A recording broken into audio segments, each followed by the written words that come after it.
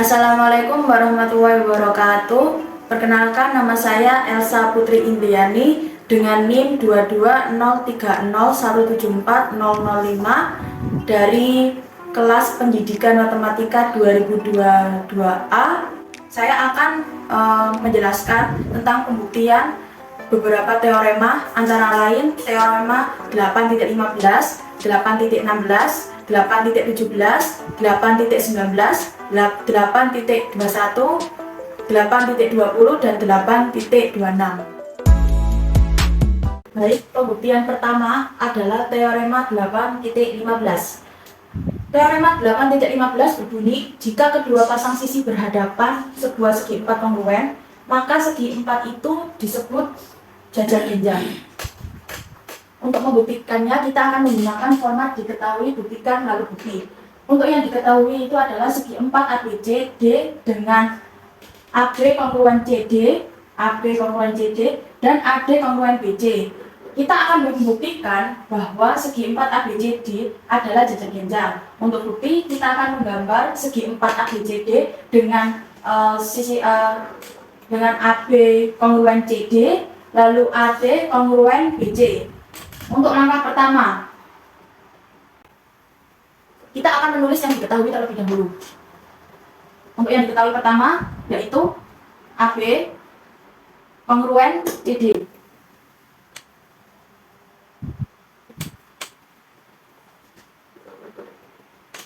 Kedua,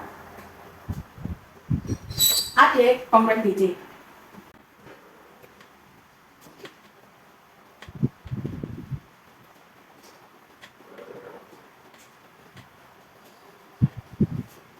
Untuk langkah yang ketiga, kita akan menghubungkan titik A ke C untuk membentuk ruas garis AC.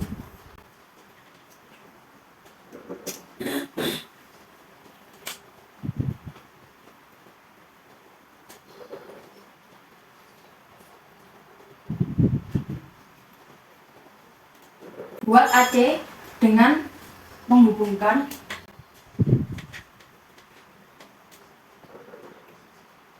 titik A ke C.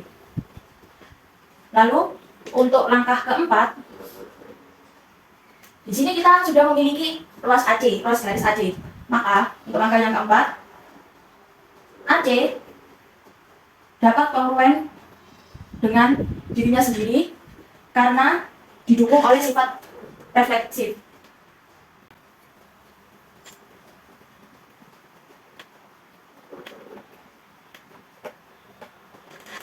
Untuk langkah kelima,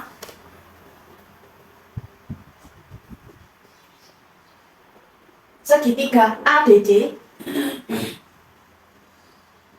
itu kongruen dengan segitiga CBA karena langkah 1, 2, 4 dan teorema sisi. Dapat kita lihat bahwa yang diketahui tadi AB kongruen dengan CD, lalu AD kongruen dengan BC, dan AD kongruen dengan dirinya sendiri. Maka segitiga ADC kongruen dengan segitiga CBA yang didukung oleh teorema sisi.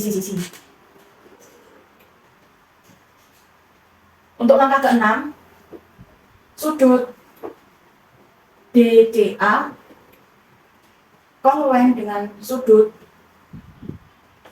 BAC karena langkah 5. Dikarenakan segitiga ADC kongruen dengan segitiga CBA, maka sudut-sudut yang ada di dalam dua segitiga tersebut saling kongruen.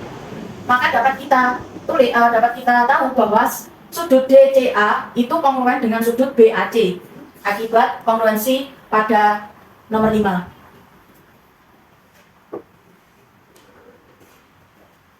Selanjutnya langkah 7, yaitu AB sejajar dengan CD Karena langkah 6 dan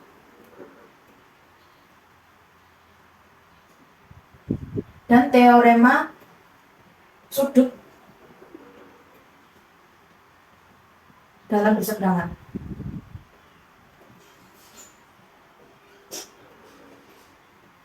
Nah, sudut DCA itu sudut dalam berseberangan dengan BAC.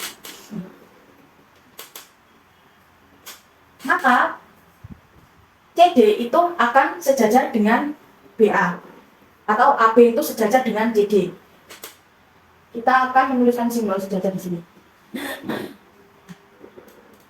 Selanjutnya langkah ke-8 yaitu sudut DAC itu kongruen dengan sudut DCA. Karena langkah 5. Akibat kongruensi segitiga pada langkah 5, maka sudut DAC itu akan kongruen dengan sudut BCA. DAC itu akan kongruen dengan BCA.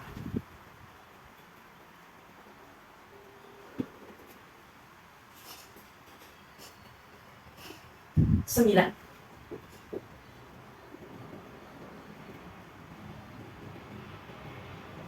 AD akan sejajar dengan BC. Hal ini dikarenakan langkah 8 dan teorema sudut dalam berseberangan. Sudut dalam berseberangannya adalah sudut DAC dengan BCA.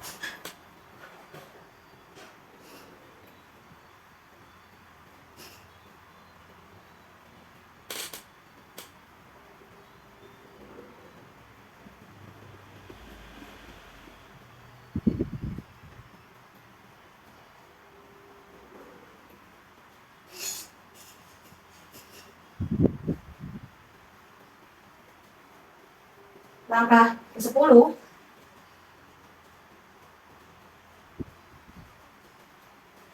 segi 4 ABC dapat kita katakan sebagai jajar genjang dikarenakan pada langkah 7 dan 9 ada dua pasang sisi yang sejajar. Hal tersebut juga didukung oleh definisi jajar genjang.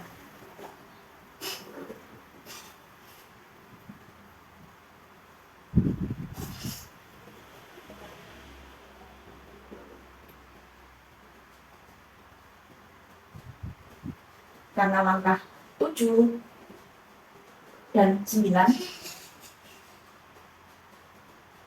serta didukung oleh definisi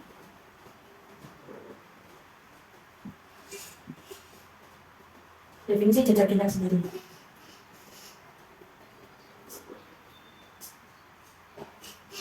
Maka teorema 8.15 terbukti. Selanjutnya yang akan kita buktikan adalah teorema 8.16 yang berbunyi, jika dua sisi sebuah segi 4 sejajar dan kongruen, maka segi 4 itu adalah jajar genjang. Format pembuktian teorema 8.16 ini hampir sama dengan pembuktian teorema sebelumnya, yaitu dengan diketahui buktikan dan bukti. Untuk diketahuinya yaitu segi 4 EFGH dengan EF kongruen dengan GH dan EF sejajar GH. Buktikan bahwa segi 4 EFGH adalah jajar genjang. Untuk buktinya kita pertama-tama menggambar segi 4 EFGH dengan yang diketahui yaitu EF kongruen dengan GH dan EF sejajar dengan GH. Langkah pertama yaitu kita akan menulis yang diketahui. EF ini kongruen dengan GH.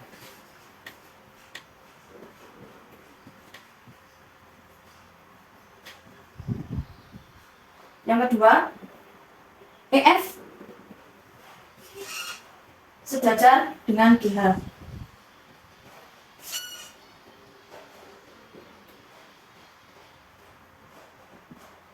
Baik, untuk langkah yang ketiga kita akan membuat ruas garis EG dengan menghubungkan titik E ke titik G.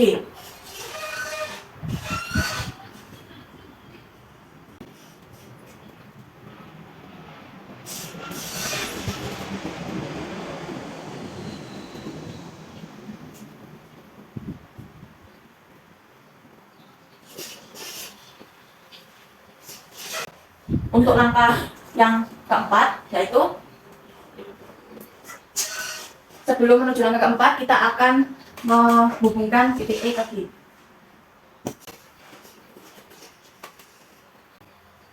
Untuk langkah yang keempat, yaitu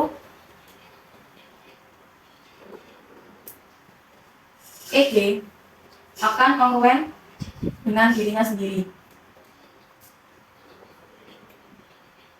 karena sifat reflektif.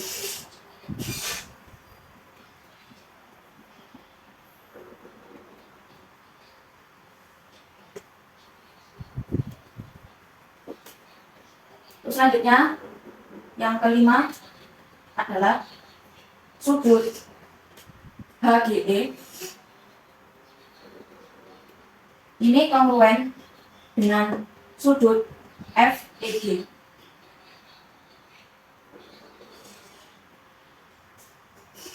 Karena kedua sudut tersebut yaitu sudut dalam berseberangan.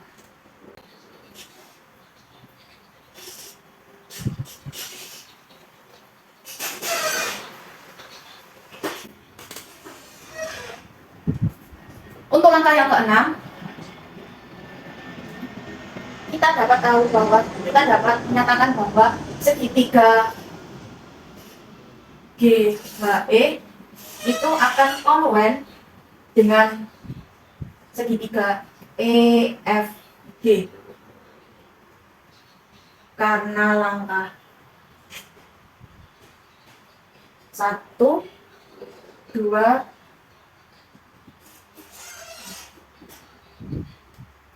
karena langkah 1,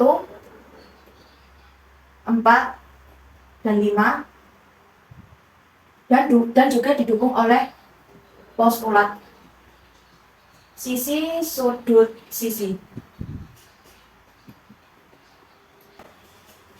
Sudut HEG akan kongruen dengan sudut FGE. Hal ini dikarenakan langkah 6. Langkah 6 ini kan kongruensi segitiga GHE dengan segitiga EFG. Maka sudut-sudut pada kedua segitiga tersebut akan bersesuaian. Maka dapat kita katakan bahwa sudut HEG ini akan kongruen dengan sudut FGE. 8.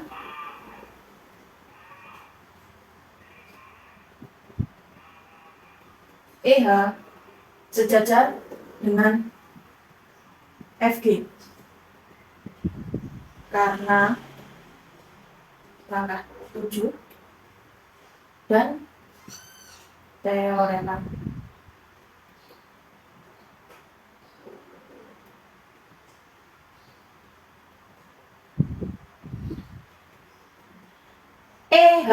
EH dan FG ini dapat dikatakan sejajar karena akibat langkah 7.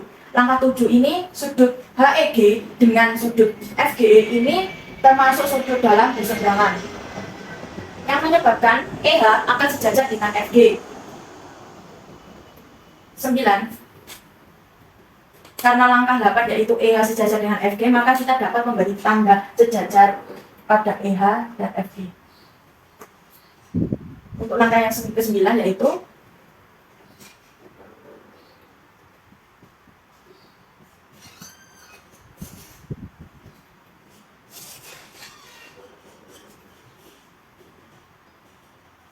untuk langkah yang 9, segi 4 EFGH adalah jajar genjang. Hal tersebut dikarenakan langkah 2 EF itu dikatakan sejajar dengan GH karena diketahui. Untuk bukti berikutnya yaitu EH ini sejajar dengan FG. Maka sesuai definisi jajar genjang, maka segi 4 EFGH itu dapat disebut dengan jajar genjang.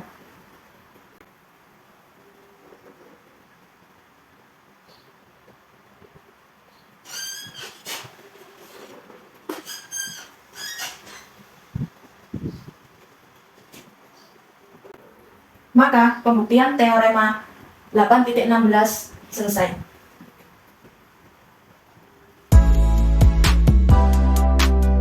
Berikutnya yang akan kita buktikan adalah teorema 8.17 yang berbunyi Jika dua diagonal sebuah segi 4 membagi dua satu sama lain, maka segi 4 itu disebut jajar genjang.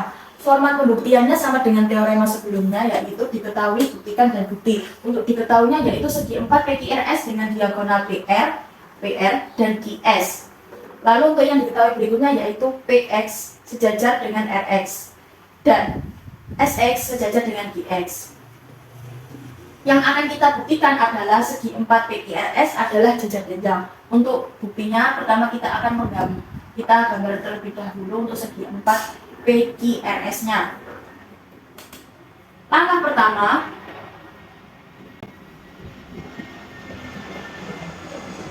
buat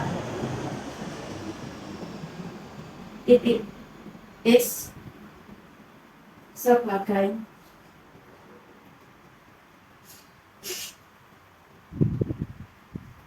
titik tengah PR dan IS. Untuk yang kedua, kita tulis yang diketahui. PX kongruen dengan RX.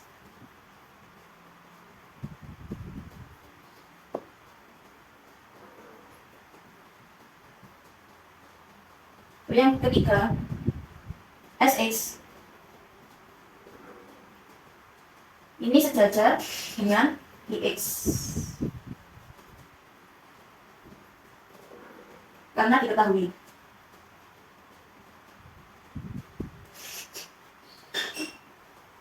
Selanjutnya,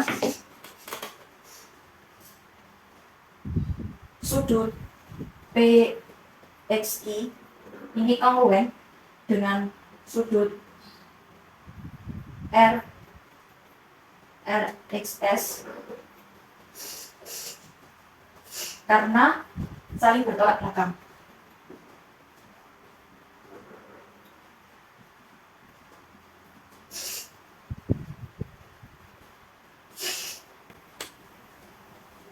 Untuk selanjutnya, nomor 5, langkah kelima yaitu segitiga PXI itu kongruen dengan segitiga RXS karena langkah 2, 3, dan 4. Dan juga didukung oleh postulat sisi sudut sisi.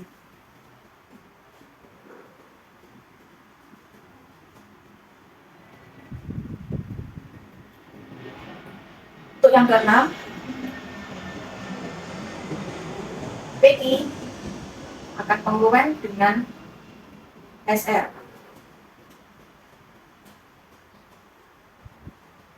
karena akibat langkah 5 kita tahu bahwa segitiga PXI itu kongruen dengan segitiga RXS. Maka sisi-sisinya akan bersesuaian. Oleh sebab itu, langkah ke-6 ini PQ akan kongruen dengan SR. Langkah yang ke-7 yaitu sudut PXS akan kongruen dengan sudut RXI karena sudut bertolak belakang.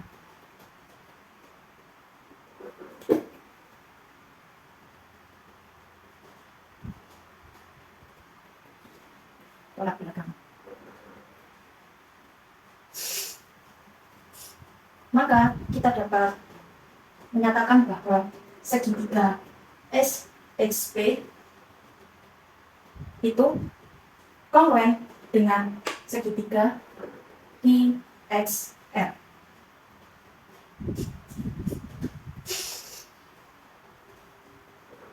Karena langkah 2, 3, dan 7 serta didukung oleh teorem postulat sisi sudut sisi.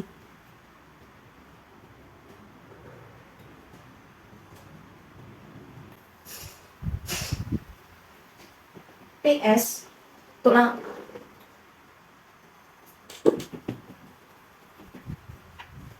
Selanjutnya yaitu langkah 9, dapat kita nyatakan bahwa PS itu kongruen dengan IR. Karena langkah 8 Karena langkah 8 adalah kongruensi segitiga antara SXP dengan IXR, maka dapat kita nyatakan bahwa PS itu kongruen dengan IR.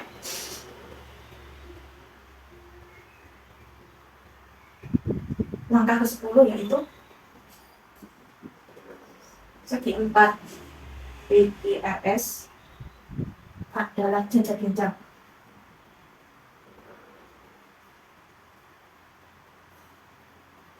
Hal tersebut dikarenakan ada dua pasang sisi pada segi 4 PQRS, yaitu PQ yang sejajar dengan SR dan PS, PQ yang sejajar dengan SR dan PS yang sejajar dengan IR. Hal tersebut didukung oleh teorema 8.15.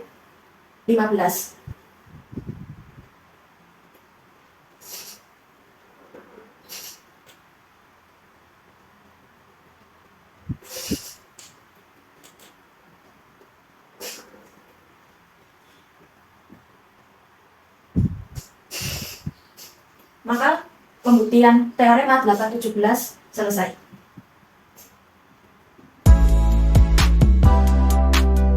Berikutnya teorema yang akan kita buktikan adalah teorema 8.19. Teorema 8.19 berbunyi, jika jajar genjang memiliki satu sudut siku-siku, maka memiliki 4 sudut siku-siku dan jajar genjang itu disebut persegi panjang.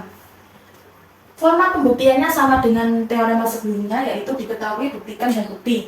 Untuk diketahuinya yaitu jajar genjang TUVW dengan sudut T siku-siku. Kita akan membuktikan bahwa sudut U, sudut V, sudut W itu siku-siku dan jajar genjang TUVW adalah persegi panjang. Buktinya pertama kita akan menggambar jajar genjang TUVW dengan sudut T siku-siku. Seperti ini. Pembuktiannya pada langkah pertama, kita tahu bahwa besar sudut T itu 90. Karena diketahui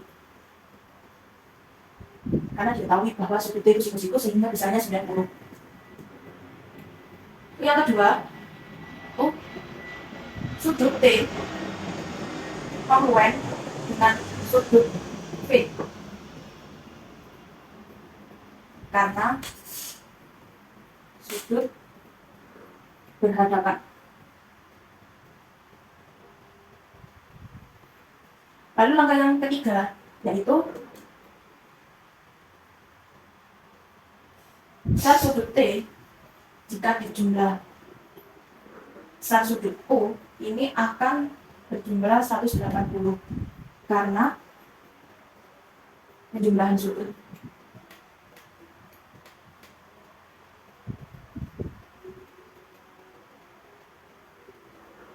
Berdekatan, saling berpelus.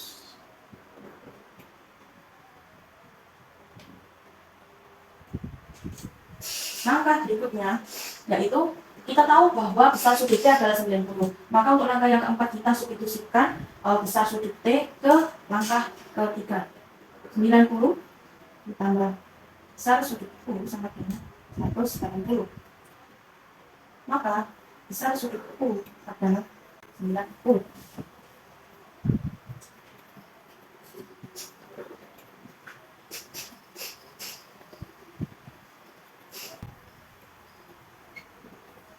Langkah kelima,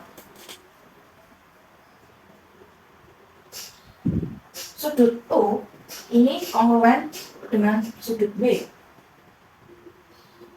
karena sudut berhadapan.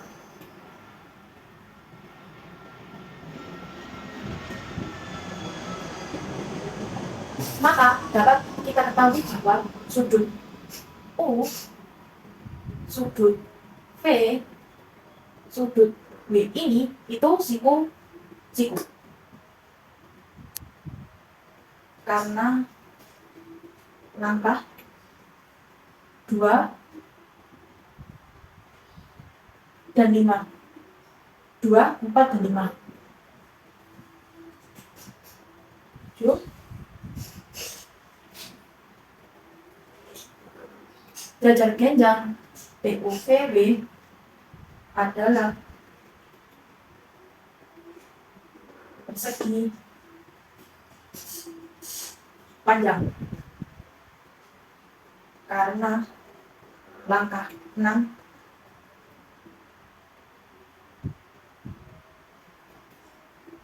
karena langkah 6.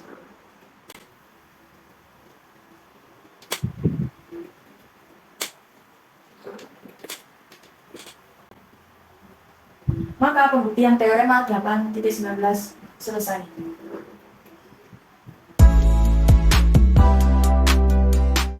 Teorema selanjutnya yang akan kita buktikan adalah teorema 8.20 yang berbunyi diagonal-diagonal belah ketupat tegak lurus satu sama lain.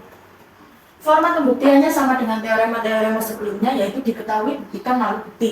Untuk yang diketahui yaitu belah ketupat LKMN dengan diagonal LM dan KN. Lalu yang akan kita buktikan adalah LM itu tegak lurus dengan KN. Bukti pertama kita sediakan untuk gambar belah ketupat LKMN dengan diagonal LM dan KN.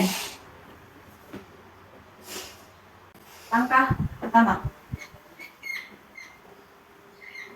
yaitu buat titik O sebagai titik tengah diagonal NK, sehingga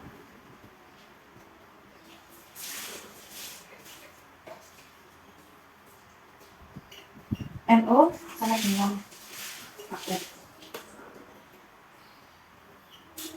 Lalu yang kedua,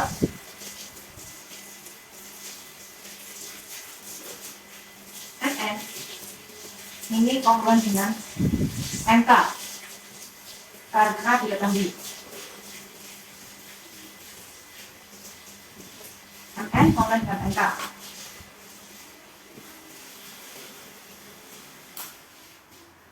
Lalu OM sebagai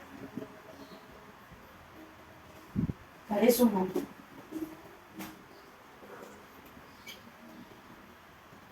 OM sebagai garis sumbu dikarenakan langkah 2 dan didukung oleh teorema 5.2.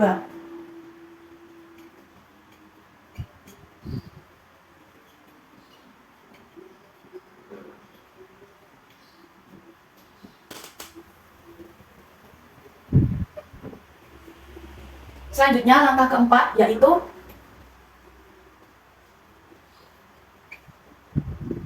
sudut MON ini siku-siku.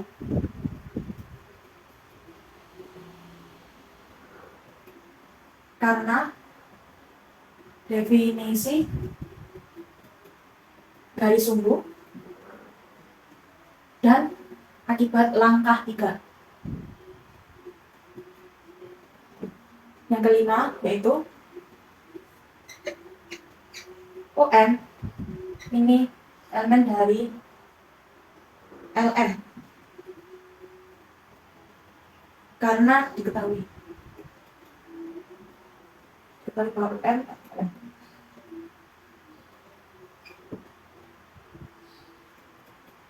Maka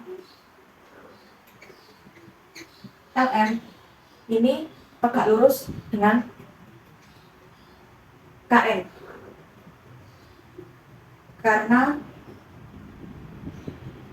langkah 4 dan 5 serta didukung oleh definisi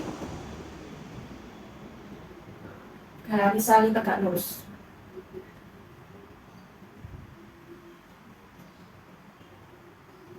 Maka pembuktian teorema 8.20 selesai.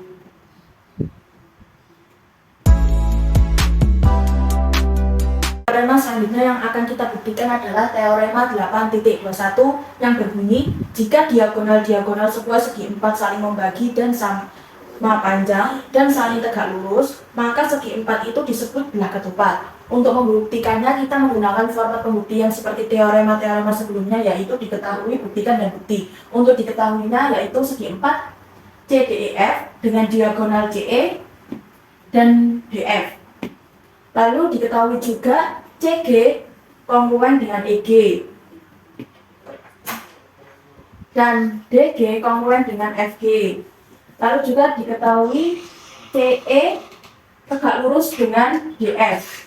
Yang akan kita buktikan adalah segi 4 CDEF adalah belah ketupat. Untuk buktinya itu pertama kita gambar dahulu segi 4 CDEF dengan keterangan yang telah diketahui. Untuk langkah yang pertama, kita tulis terlebih dahulu apa yang telah diketahui. Pertama, CG ini kongruen dengan EG.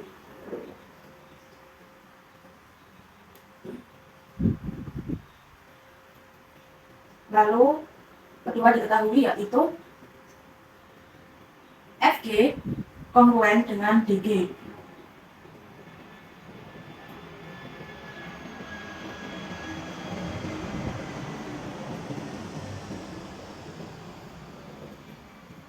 Ketiga, CE tegak lurus dengan FD.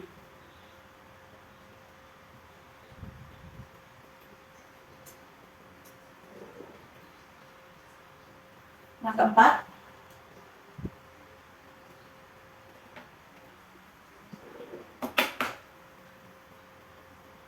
buat titik G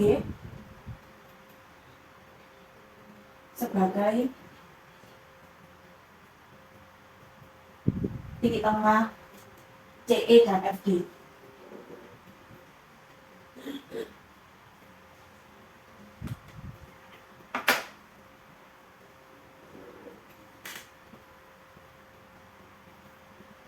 Untuk yang kelima, besar sudut FGE adalah 90. Karena kita tahu bahwa CE itu tegak lurus dengan FD, maka sudut FGE itu 90 yang didukung oleh definisi garis saling tegak lurus. Karena langkah 3,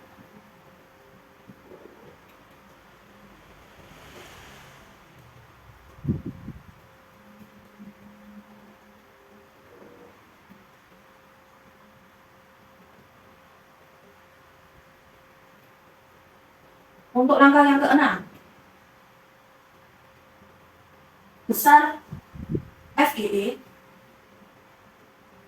dijumlah besar EGD adalah 180. Hal tersebut dikarenakan penjumlahan sudut saling berlurus.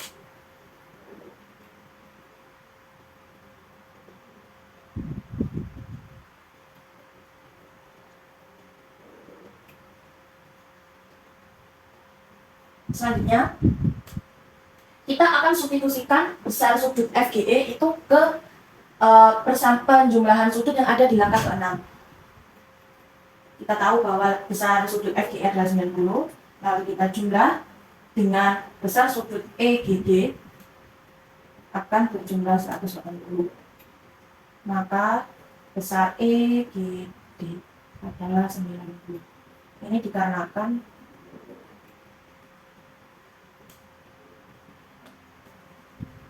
substitusi langkah ke-5 dan ke-6.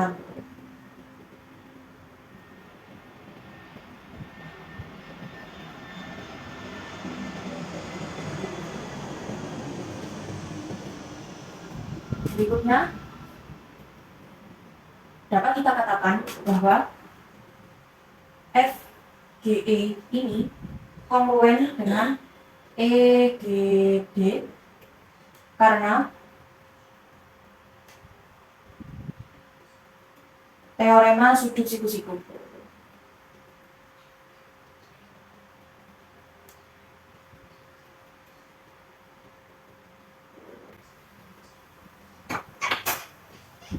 EG kongruen dengan dirinya sendiri. Hal tersebut karena sifat refleksif.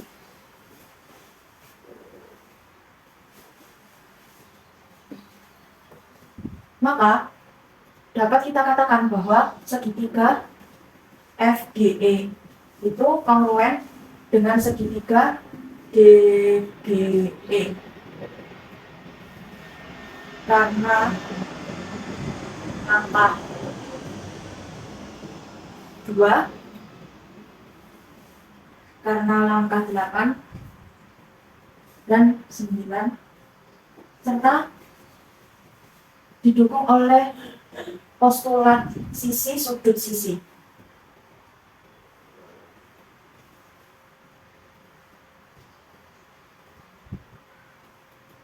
Berikutnya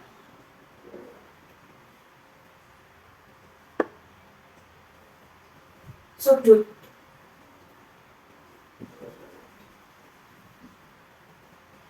Berikutnya langkah ke-11, yaitu akibat langkah ke-10, maka dapat kita nyatakan bahwa FE ini kongruen dengan DE karena langkah ke-10, yaitu akibat kongruensi segitiga FGE dengan segitiga DGE. Untuk langkah yang ke-12, yaitu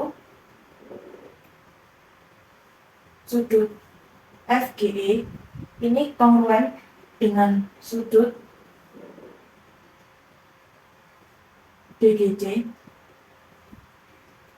karena sudut bertolak belakang.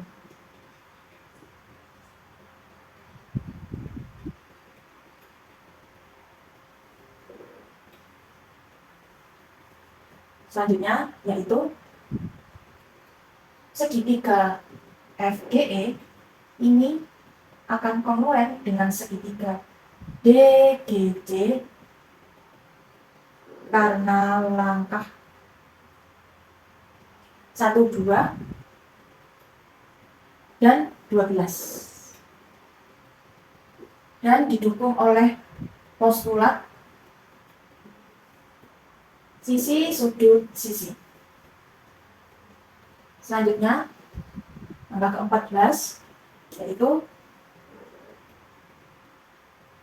akibat langkah ke-13 kongruensi segitiga FGE dengan segitiga DGC, maka kita dapat nyatakan bahwa FE ini kongruen dengan CD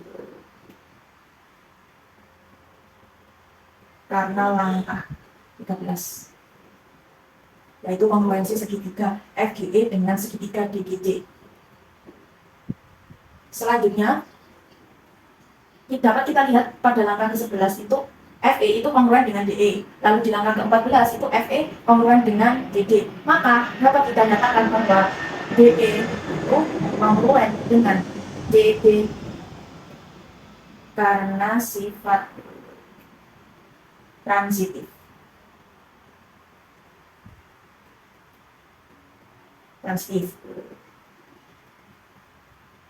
Sifat transitif pada langkah ke-11 dan 14.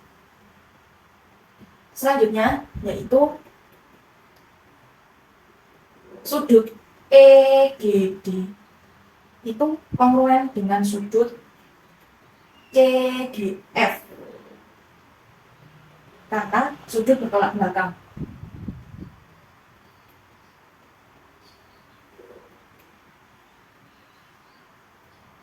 Sehingga kongruen.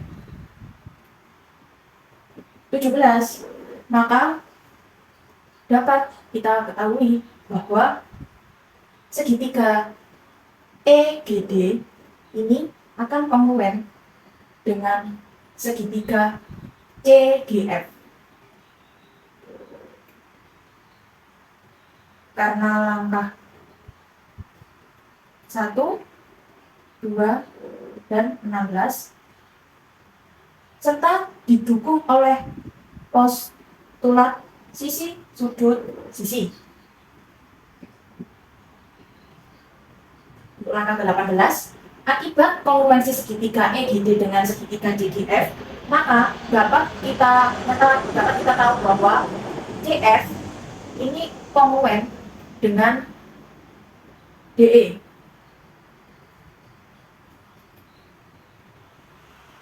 Karena langkah 17 yaitu kongruensi segitiga. Selanjutnya yaitu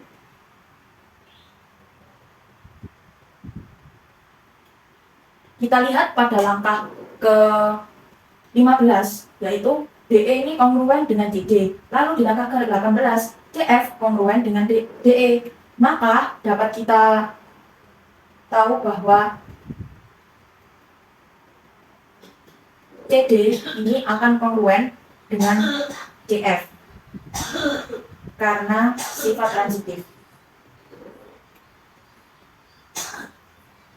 Karena sifat transitif pada langkah ke-15 dan 18. Nah, pada langkah ke-20 ini sama juga kita akan menggunakan sifat transitif antara langkah ke-14 dan langkah ke-19. Karena langkah 14 dan 19 ini dapat transitif, maka dapat kita tulis bahwa FE ini kongruen dengan CF karena sifat transitif 14 dengan 19. 21 pada langkah ke-21 dapat kita nyatakan bahwa FE ini kongruen FE ini dapat kongruen dengan DE, lalu DE ini kongruen dengan CD, dan CD ini kongruen dengan CF.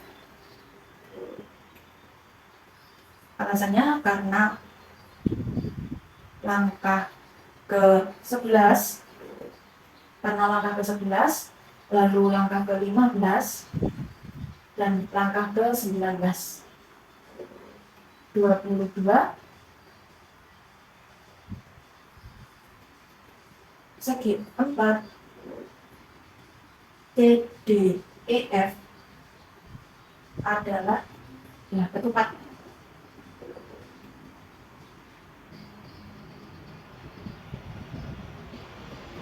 Alasannya yaitu karena langkah ke-21 dan juga didukung oleh definisi ketupat sendiri.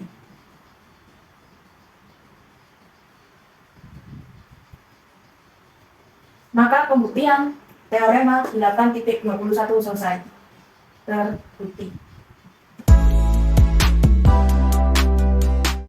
Pembuktian teorema selanjutnya adalah teorema 8.26 yang berbunyi setiap dua sudut bidang dari sebuah sudut dihedral yang diketahui adalah kongruen.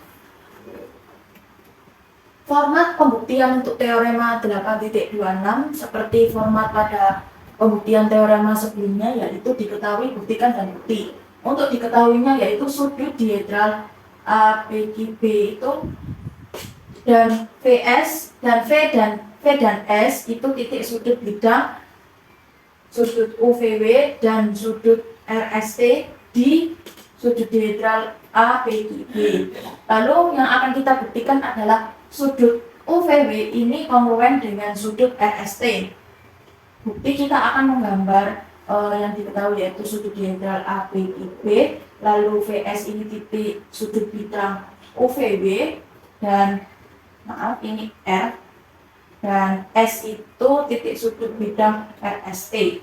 Ini yaitu kita pertama akan ilustrasikan gambar dari yang diketahui. Untuk langkah berikutnya, yaitu langkah pertama pembuktian, kita akan buat titik M dan M ini di sudut RST sehingga SM sama dengan VU dan SN sama dengan VW. Hal tersebut didukung oleh teorema penempatan titik.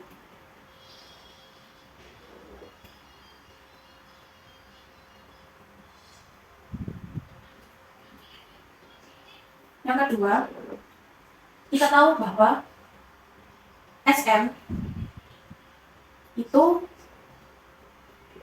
dan VU sebidang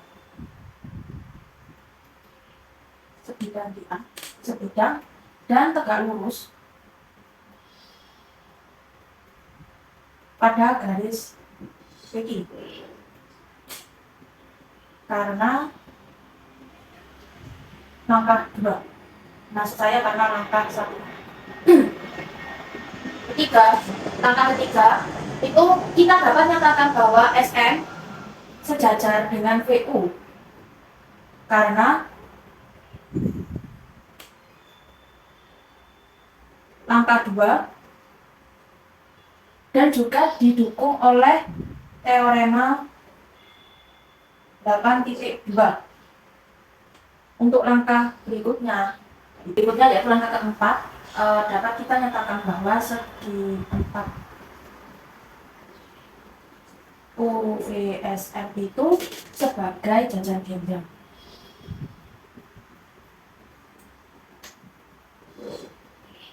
Hal tersebut dikarenakan didukung oleh teorema 8.16 yang telah kita buktikan beberapa waktu lalu.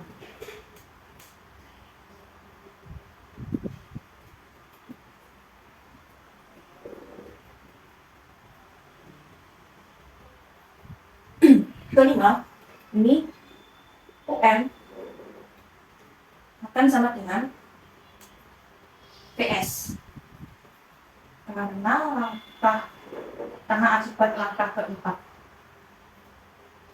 6. UM ini juga akan sejajar dengan PS karena akibat langkah keempat.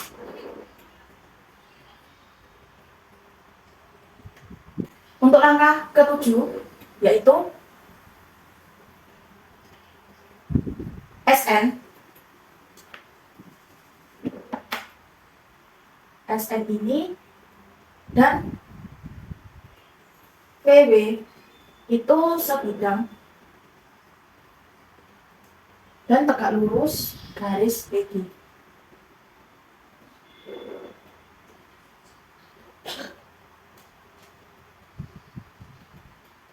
Karena langkah 1. 8. SN ini dapat kita katakan sejajar dengan VW dengan alasan karena langkah 7 dan juga didukung oleh teorema 8.2. Langkah berikutnya yaitu langkah ke-9, segi 4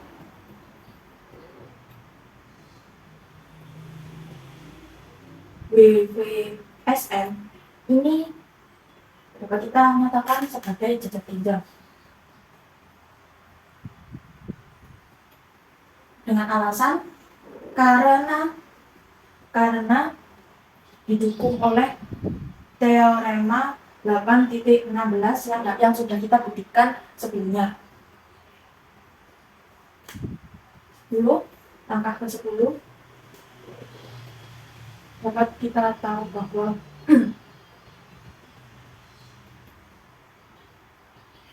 WN ini sama dengan WS.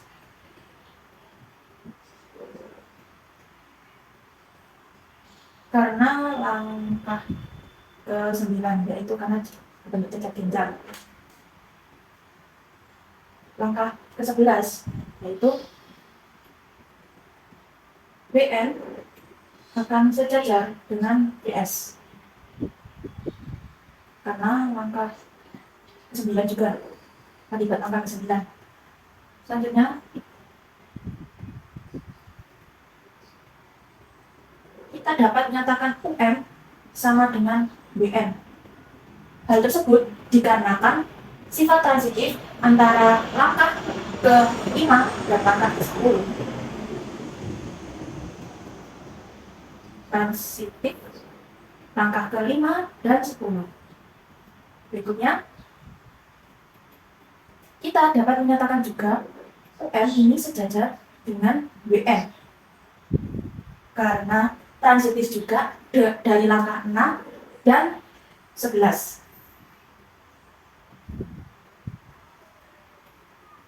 Oke, selanjutnya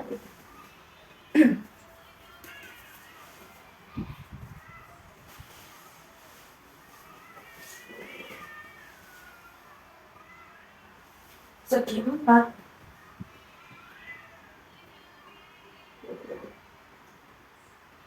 UNNB adalah jajar ginjal. Hal tersebut dikarenakan didukung oleh teorema 8.16.